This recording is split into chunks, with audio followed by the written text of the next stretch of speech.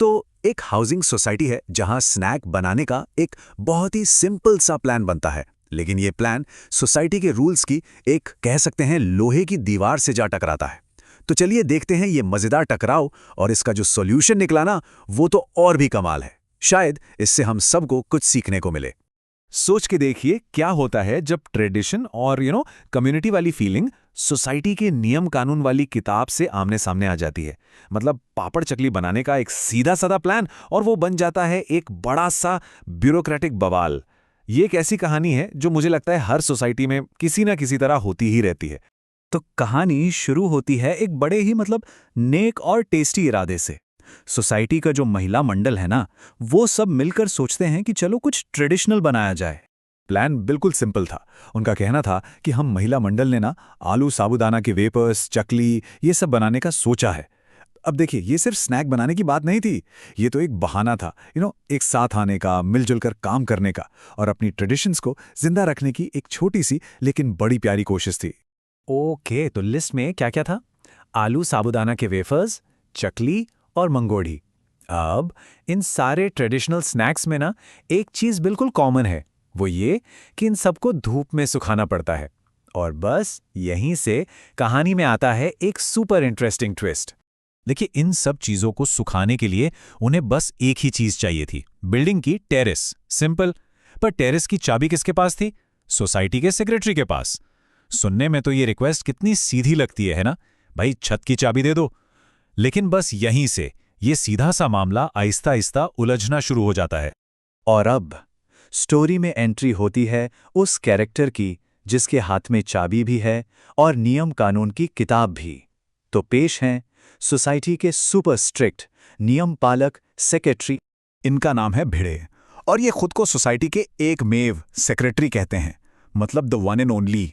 इनके लिए ना रूल्स, प्रोटोकॉल, प्रोसीजर, बस यही सब कुछ है।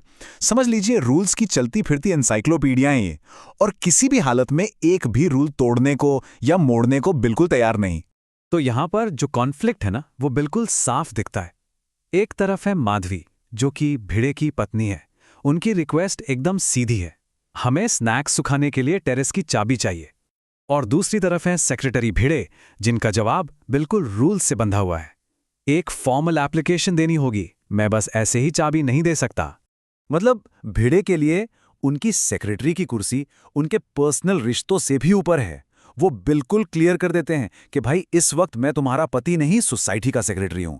और सेक्रेटरी के लिए उसकी पत्नी हो या कोई और, रूल इज अ रूल।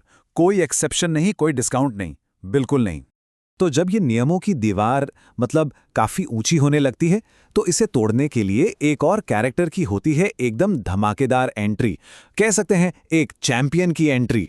ये हैं पोपटलाल, और ये हैं महिला मंडल के सबसे बड़े चैंपियन, सबसे बड़े सपोर्टर।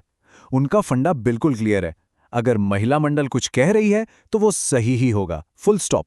उसके लिए किसी सबूत की या किसी फॉर्मेलिटी की कोई जरूरत ही नहीं है। तो पोपटलाल ना बिना कोई सवाल जवाब किए सीधे महिला मंडल के डिफेंस में कूद पड़ते हैं। उनका लॉजिक नहीं, इमोशन है। वो कहते हैं अगर मेरी बहनें टेरेस की चाबी मांग रही हैं तो कोई जेन्युइन रीजन ही होगा ना। और जब भिड़े अपने रूल्स एंड रेगुलेशन से 1 इंच भी पीछे नहीं हटते, तो पोपटलाल देते हैं अपनी सबसे आइकॉनिक वार्निंग। ए भिड़े, अभी के अभी चाबी दे, वरना मैं तेरी दुनिया हिला दूंगा। बस इस एक लाइन के बाद बहस का पूरा मूड ही चेंज हो जाता है। तो इस गर्मा गर्म आर्ग्यूमेंट के बीच एक ऐसा सोल्यूशन निकल कर आता है जो जितना मॉडर्न है ना, उतना ही मजेदार भी।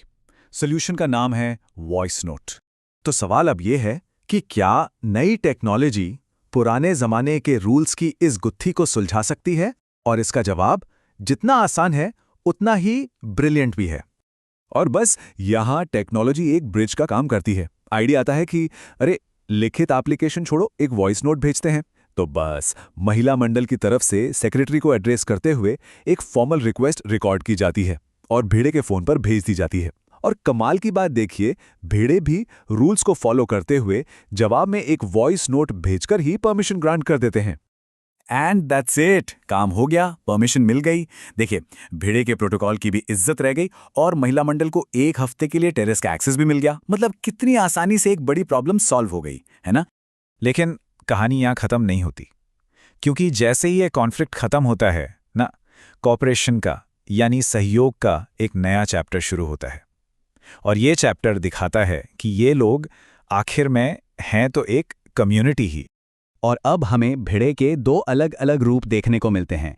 एक तरफ थे सोसाइटी सेक्रेटरी भिड़े जो टेरेस के लिए फॉर्मल एप्लीकेशन मांग रहे थे, और दूसरी तरफ हैं हेल्पफुल नेबर भिड़े जो अब खुद महिला मंडल को सलाह दे रहे हैं कि सबसे ताज़े और सस्ते आलू कहाँ से मिलेंगे। और फिर तो पूरी कम्युनिटी ही एक साथ आ जाती है। भिड़े खुद ऑफर करते हैं कि चलो मैं गाड़ी चलाकर आलू ले आता हूं। रोशन अपनी कार, जिसको वो प्यार से बब्बर शेर बुलाती है, वो ऑफर करती है। और देखते ही देखते इंग्रेडिएंट्स लाने की जो अगली मुश्किल थी वो भी आपसी कॉपरेशन से सॉल्व हो जाती है। तो ये पूरी कहानी ना हमें एक बड़े जरूरी सवाल पर लाकर छोड़ देती है। सवाल ये है कि किसी भी कम्युनिटी में ज्यादा इंपॉर्टेंट क्या है, रूल्स की किताब को पकड़कर बैठे रहना या फिर पड़ोसियों की मदद करने के लिए एक वॉइस नोट जितना आसान रास्ता ढूंढ लेना। शायद असली नियम तो मिलजुल कर रहने और एक दूसरे की हेल्प करने का ही होता है। इस बारे में सोचना तो बनता है।